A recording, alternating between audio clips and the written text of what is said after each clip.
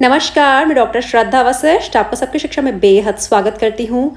आप में से बहुत से लोग मुझसे बार बार ये कह रहे हैं कि मैम बताइए, कक्षा दूसरी और उससे ऊपर की कक्षाओं के केंद्रीय विद्यालयों में जो नोटिफिकेशन लगाए जाएंगे वह कैसे होंगे। तो नोटिफिकेशन जो केंद्रीय विद्यालय देश भर के लगाएंगे अपने स्कूलों में दाखिले के लिए, कक्षा दूसरी और उससे ऊपर की कक्षाओं में जो ऑफलाइन दाखिले होंगे वह स्कूल के बाहर के नोटिस बोर्ड पर भी एक प्रिंट आउट लगाएंगे और अपनी वेबसाइट पर भी लगाएंगे।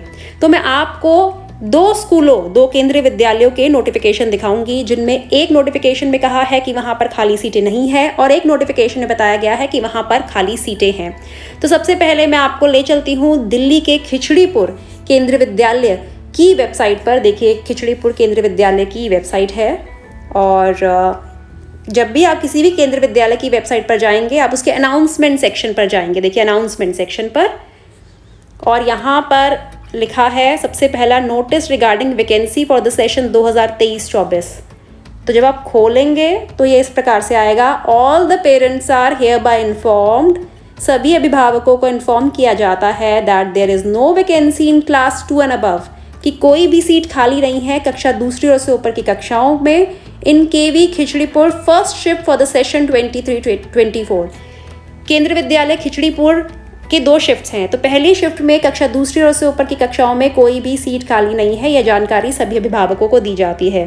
तो अगर इस प्रकार का नोटिस लगा है तो इसका मतलब यह है कि उस केंद्रीय विद्यालय में किसी भी कक्षा में सीट खाली नहीं है, यानी कि उस केंद्रीय विद्यालय में आपके बच्चे का दाखिला नहीं हो सकता। अब आपको एक और उदाहरण देकर बताऊंगी, जैसे कि एक रोहिणी सेक्टर 28 के केंद्रीय विद्यालय की वेबसाइट मैंने आपके सामने खोली है। नंबर 1 जो उसका पॉइंट है, शैक्षणिक सत्र 2023-24 में कक्षा 5 और 7 में विद्यार्थियों के प्रवेश हेतु सूचना। और जैसे आप इसे ओपन करेंगे तो इस प्रकार से आ जाएगा। देखिए, इसमें साफ साफ लिखा है, सभी अभिभावकों, विद्यार्थियों व अन्य सभी हितधारकों को सूचित किया जाता है कि शैक्षणिक सत्र 2023-24 में कक्षा 5 व 7 में विद्यार्थियों के प्रवेश हेतु कुछ रिक्तियां हैं, जिसके लिए पंजीकरण आमंत्रित है। तो उन्होंने बताया है कि क्लास 5 और 7 में, कक्षा 5वीं और 7वीं में कुछ खाली सीट्स हैं, जिसके लिए वह पंजीकरण के लिए वह फॉर्म्स चाहते हैं कि आप भरें। और निर्धारित पंजीकरण आवेदन प्रपत्र विद्यालय की वेबसाइट से डाउनलोड अथवा विद्यालय से आकर प्राप्त किया जा सकता है। जैसे कि मैंने आपको बार बार बताया है कि पंजीकरण के लिए जो आपको फॉर्म भरना होगा, जो ऑफलाइन फॉर्म होगा, वह 2 तरीकों से भरा जाएगा। आप चाहे तो विद्यालय की वेबसाइट से भी उसे डाउनलोड कर सकते हैं या फिर खुद केंद्रीय विद्यालय जाकर भी उसे प्राप्त कर सकते हैं। दोनों ही तरीकों में निःशुल्क आपको यह मिलेगा।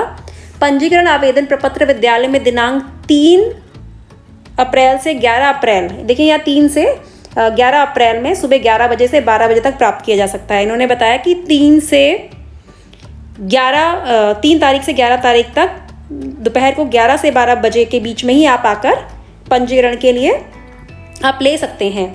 आपको फॉर्म मिल सकता है, ऑफलाइन फॉर्म।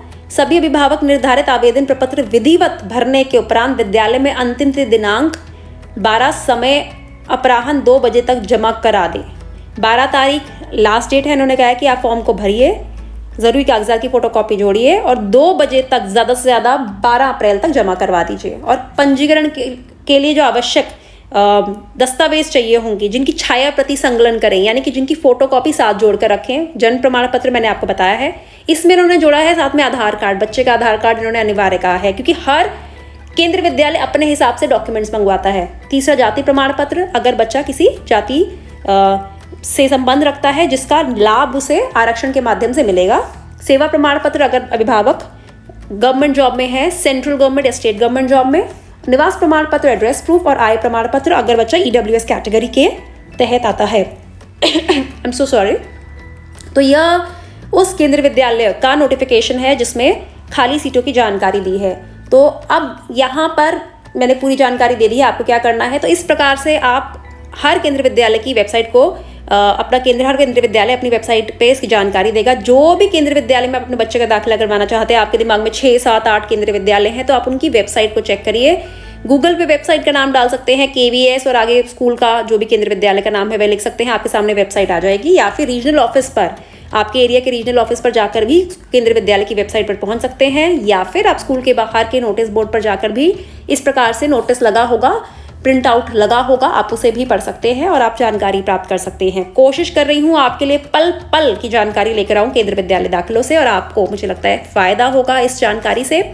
और आपने किस केंद्रीय विद्यालय का फॉर्म भरा, आप नीचे लिखे कमेंट सेक्शन के माध्यम से मुझे बताएं, और मुझे अच्छा लगेगा कि आपके बच्चों का दाखिला अलग अलग केंद्रीय विद्यालय में हो, ताकि सबकी शिक्षा का परिवार और बड़ा होता चला जाए। अब मुझे डॉक्टर श्रद्धा वशिष्ठ को इजाज़त दीजिए। नमस्कार।